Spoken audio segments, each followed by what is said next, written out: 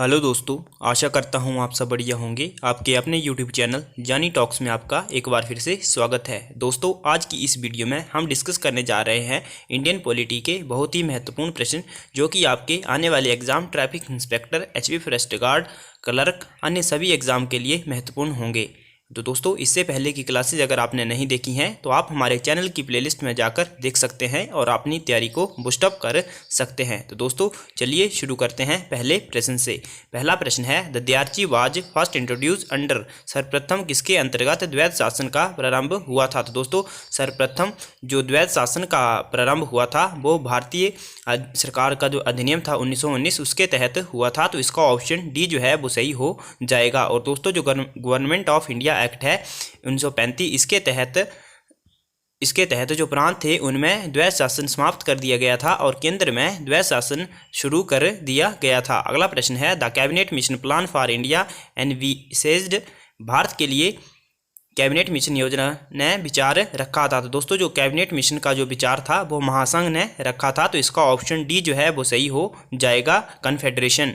अगला जो प्रश्न है, और दोस्तों जो कैबिनेट मिशन था वो भारत कब आया था? तो दोस्तों, वो भारत आया था आपका 24 मार्च 1946 को। अगला प्रश्न है, article 368 of the constitution of India deals with. तो दोस्तों, जो भारत का संविधान का अनुच्छेद 368 है वह the power of parliament of Indian to amend the constitution, यानी कि जो दोस्तों 368 जो अनुच्छेद है उसके तहत भारतीय जो संसद है वो संविधान में संशोधन कर सकती है। तो इसका ऑप्शन डी जो है वो सही हो जाएगा। और दोस्तों, जो भारतीय संविधान में जो संशोधन की शक्तियाँ हैं ये दक्षिण अफ्रीका से ली गई हैं। अगला जो प्रश्न है, single citizenship in India is the gift of. Bharat में एकल नागरिकता किसकी देन है? तो दोस्तों, भारत में जो एकल नागरिकता है ये ब्रिटेन की देन है, यानी कि ब्रिटिश संविधान। तो इसका ऑप्शन बी जो है वो सही हो जाएगा। अगला प्रश्न है, सोशलिज्म रेफर्स टू। समाजवाद से संदर्भ है। तो दोस्तों, जो सोशलिज्म से रेफर है वो है स्टेट कंट्रोल्ड इकोनॉमी। तो इसका ऑप्शन सी जो है वो सही हो जाएगा, राज्य नियंत्रित अर्थव्यवस्था। अगला प्रश्न है, the constitution of India describes India as. Bharat का संविधान भारत को दर्शाता है एक। तो दोस्तों, जो भारत का संविधान है वो भारत को एक यूनियन ऑफ स्टेट्स के रूप में दर्शाता है। तो इसका जो ऑप्शन ए है वो सही हो जाएगा, राज्यों का संघ। अगला प्रश्न है, आधार इज ए प्रोग्राम। तो दोस्तों, आधार एक कार्यक्रम है। तो दोस्तों, आधार एक कार्यक्रम है to provide identity to Indian residents, यानी कि जो दोस्तों आधार कार्ड बनते हैं उसके तहत वो एक आइडेंटिटी है हमारी कि हम एक भारतीय नागरिक हैं। दोस्तों, अगर अभी तक आपने वीडियो को लाइक नहीं किया है तो जल्दी से वीडियो को लाइक कर दीजिए और हमारे चैनल को सब्सक्राइब करना ना भूलें ताकि आपको आगे भी ऐसी इन्फॉर्मेटिव वीडियो मिलती रहें। अगला प्रश्न है, freedom of the press in India is. Bharat में प्रेस की स्वतंत्रता है। तो दोस्तों, जो प्रेस की स्वतंत्रता है वो implied in the right of freedom of expression, यानी कि अभिव्यक्ति की स्वतंत्रता के अधिकार में निहित है जो प्रेस की स्वतंत्रता है। और दोस्तों, जो प्रेस की स्वतंत्रता है ये आर्टिकल 19A में आती है। अगला जो प्रश्न है, the right to vote in India is a. तो दोस्तों, भारत में जो मत देने का अधिकार है वो एक कॉन्स्टिट्यूशनल राइट है। जो वोट है वो एक कॉन्स्टिट्यूशनल राइट है। अगला जो प्रश्न है वो है, RTI act aims at to. RTI अधिनियम का उद्देश्य है। तो दोस्तों, जो आरटीआई अधिनियम है उसका उद्देश्य है provide information by government on public place. सार्वजनिक स्थानों पर सरकार द्वारा सूचना प्रदान करना। तो इसका ऑप्शन बी जो है वो सही हो जाएगा, राइट टू इन्फॉर्मेशन। और दोस्तों, आप कमेंट करके बताएं जो आरटीआई था वो कब अस्तित्व में आया था। अगला जो प्रश्न है, fundamental duties do not enjoy any. मौलिक कर्तव्य कोई भी डैश डैश प्राप्त नहीं करते हैं। दोस्तों, जो फंडामेंटल ड्यूटीज़ हैं वो do not enjoy any legal sanction. तो इसका ऑप्शन डी जो है वो सही हो जाएगा। और दोस्तों, जो फंडामेंटल ड्यूटीज़ हैं, मौलिक कर्तव्य हैं, वो आर्टिकल 51A के अंतर्गत आते हैं। अगला प्रश्न है, ये uniform civil code mentioned in the directive principle of state policy ensure. तो दोस्तों, जो यूनिफॉर्म सिविल कोड है वो श्योर करता है राष्ट्रीय एकता, यानी कि नेशनल इंटीग्रेशन। और दोस्तों, ये जो समान नागरिक संहिता है ये अनुच्छेद 44 के अंतर्गत आती है। और दोस्तों, ये भारत के गोवा राज्य में लागू है। अगला जो प्रश्न है, who held the office of the vice president of India for 2 consecutive terms.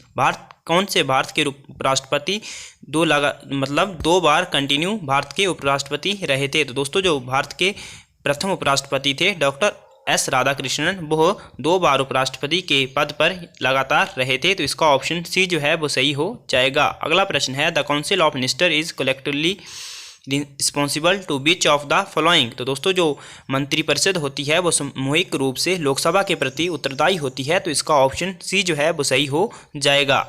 अगला जो प्रश्न है who was the first foreign minister of free India. स्वतंत्र भारत के प्रथम विदेश मंत्री कौन थे। तो दोस्तों आपको बताना है कि जो स्वतंत्र भारत थे उसके प्रथम विदेश मंत्री कौन थे। तो दोस्तों वो थे जवाहरलाल नेहरू, उस समय भारत के प्रथम प्रधानमंत्री थे, वही फॉरेन मिनिस्टर थे भारत के। जो फॉरेन मिनिस्ट्री थी वो उनके ही अंडर थी उस समय। अगला जो प्रश्न है Japan parliament is known as, Japan की संसद को कहते हैं। तो दोस्तों जापान की संसद को डाइट कहा जाता है, तो इसका ऑप्शन ए जो है वो सही हो जाएगा। और दोस्तों मैंने आपको पहले भी बताया था जो सोरा है वो अफगानिस्तान की संसद का नाम है। अगला जो प्रश्न है what is the fix strength of Rajya Sabha. Rajya Sabha के सदाई सदस्य कितने हैं। तो दोस्तों राज्यसभा के जो सदाई सदस्यों की संख्या है वो 250 है, तो इसका ऑप्शन डी जो है वो सही हो जाएगा। और दोस्तों 12 सदस्य जो हैं वो राष्ट्रपति द्वारा अपॉइंट किए जाते हैं। ऐसे जो निर्वाचित होते हैं वो 238 सदस्य निर्वाचित किए जाते हैं। अगला जो प्रश्न है first female speaker of Lok Sabha is, Lok Sabha की प्रथम महिला स्पीकर है। तो दोस्तों लोकसभा की जो प्रथम महिला स्पीकर थी वो मीरा कुमार थी, तो इसका ऑप्शन ए जो है वो सही हो जाएगा। और दोस्तों जो सुजाता कृपलानी है ये भारत की पहली किसी राज्य की पहली मुख्यमंत्री थी, वो उत्तर प्रदेश से थी। अगला प्रश्न है union budget is always presented first in, केंद्रीय बजट हमेशा प्रस्तुत किया जाता है। तो दोस्तों जो केंद्रीय बजट है वो हमेशा लोकसभा में प्रेजेंट किया जाता है, तो इसका ऑप्शन ए जो है वो सही हो जाएगा। और दोस्तों जो केंद्रीय बजट है उससे संबंधित जो अनुच्छेद है वो है आर्टिकल 112।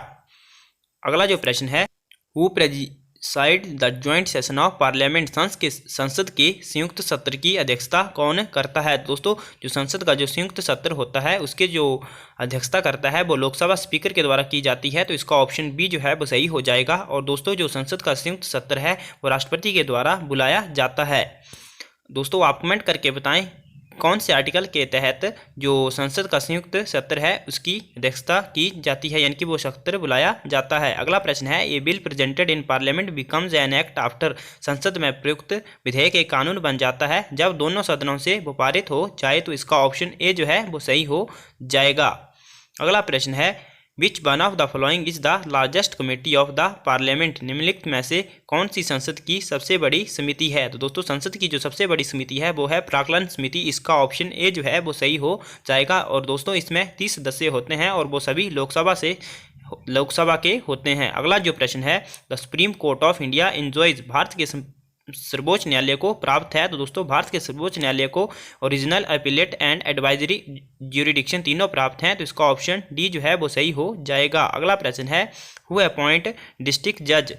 दोस्तों भारत के मतलब जिले में जिला न्यायाधीश की नियुक्ति कौन कर सकता है या फिर कौन करता है। तो दोस्तों जो जिला न्यायाधीश की नियुक्ति है वो उच्च न्यायालय से परामर्श करके राज्यपाल करते हैं, तो इसका ऑप्शन ए जो है वो सही हो जाएगा।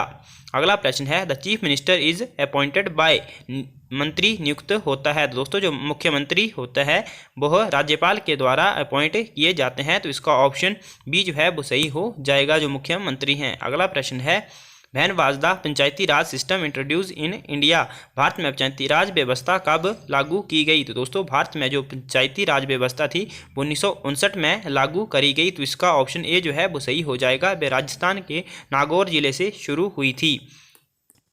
अगला प्रश्न है द कंकरेंट लिस्ट कंटेन, समवर्ती सूची में समाविष्ट हैं। तो दोस्तों समवर्ती में 52 विषय सम्मिलित हैं, तो इसका ऑप्शन ए जो है वो सही हो जाएगा। तो दोस्तों आज की वीडियो में इतना ही। आपको वीडियो कैसी लगी कमेंट करके ज़रूर बताएं। Thanks for watching, God bless you all.